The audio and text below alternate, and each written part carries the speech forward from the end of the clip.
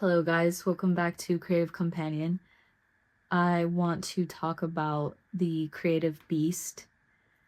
Um, Although I associate creativity with divinity and a higher calling, I also associate it with a beast because if your creativity doesn't have an outlet, then I don't mean to be dramatic here, but I really believe like it will destroy you from the inside out if you don't pursue your creativity, because it is its potential inside that is pretty much just rotting away inside of you, and it won't stay inside of you, because the whole purpose of creativity is for it to be released into the world.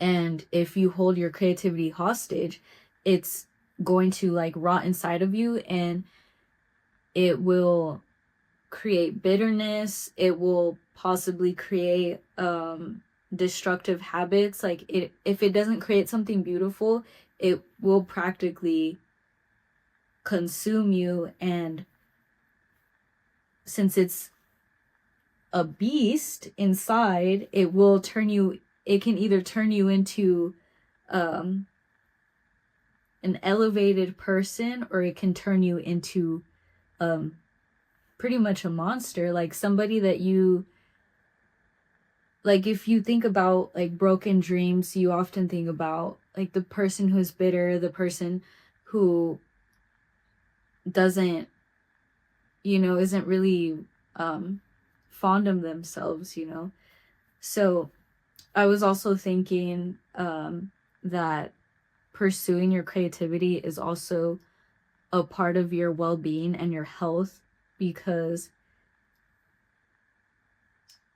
if I were to, like, let's say if I were to run 5 miles outside, that, even though it's exercise and even though that is something that is good for me, when I go to sleep, I will still have that restlessness if I didn't pick up my guitar, if I didn't sit down to write, if I didn't, work on any of my music or paint or anything creative that I know that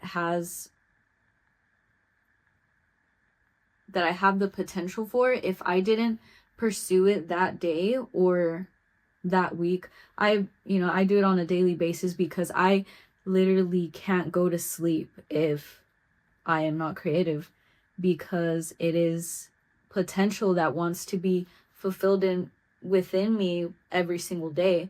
So it doesn't matter how much I go to the gym, it doesn't matter how much I sit and meditate, it doesn't matter how much money I make, doesn't matter how many hours I put into work.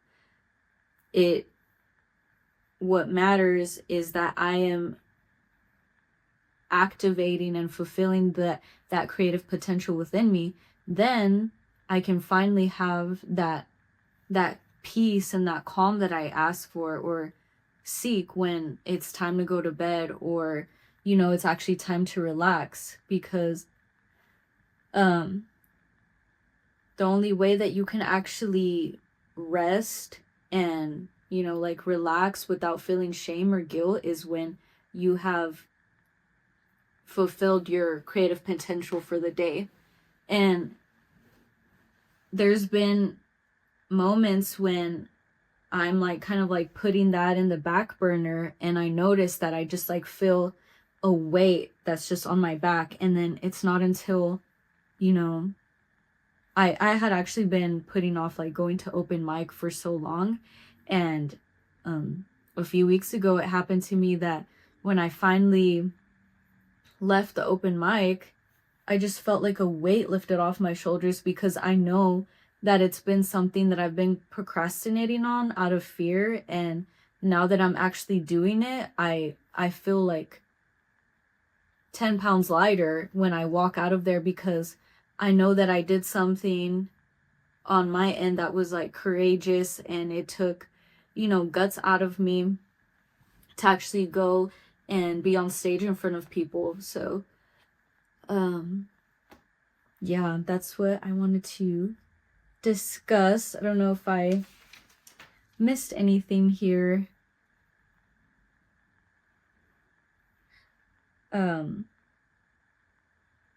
And when you're pursuing your creativity, you've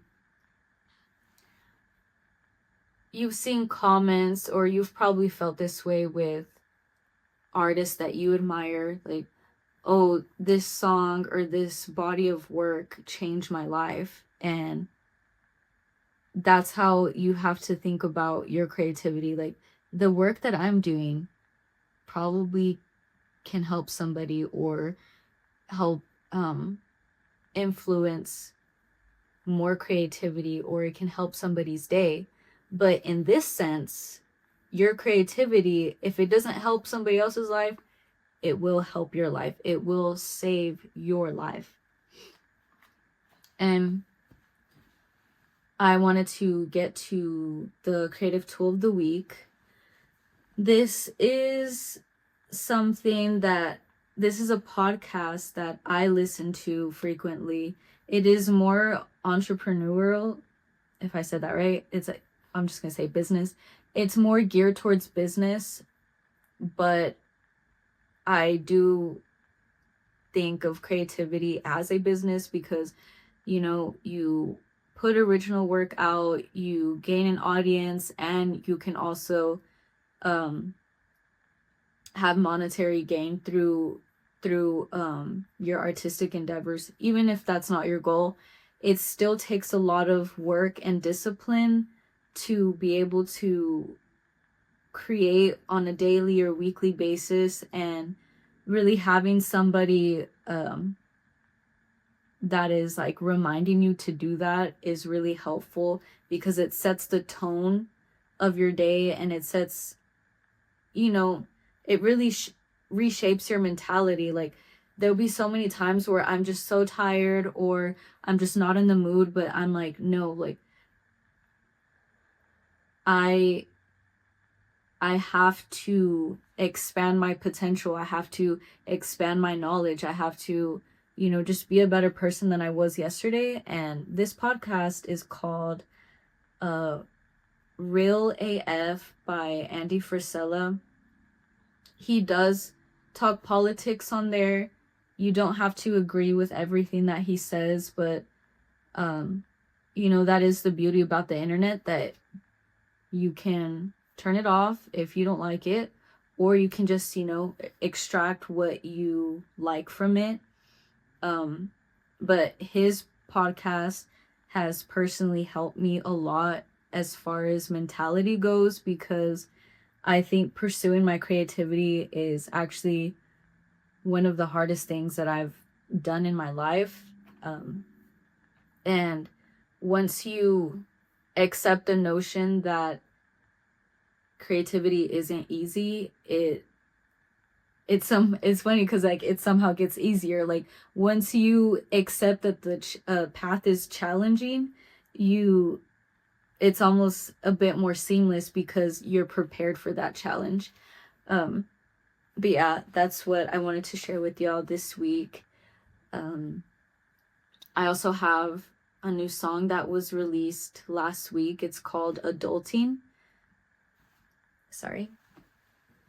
Yeah, and that song is about being a closed-minded individual, or having a hardened heart, and really shedding light on the difficult aspects of adulthood when it comes to, not being emotionally available and things of that nature. But check it out. It is on my other YouTube channel, which is like my creative home. I also do have a Substack that is called teresabravo.substack.com. On here, I write essays and poetry, and I break down my lyrics. I do have some fiction work on there, so if you're interested, check that out. But I will see y'all next week. Let me know what y'all think of this episode and the podcast that I plugged in for y'all. Yeah, see y'all next week.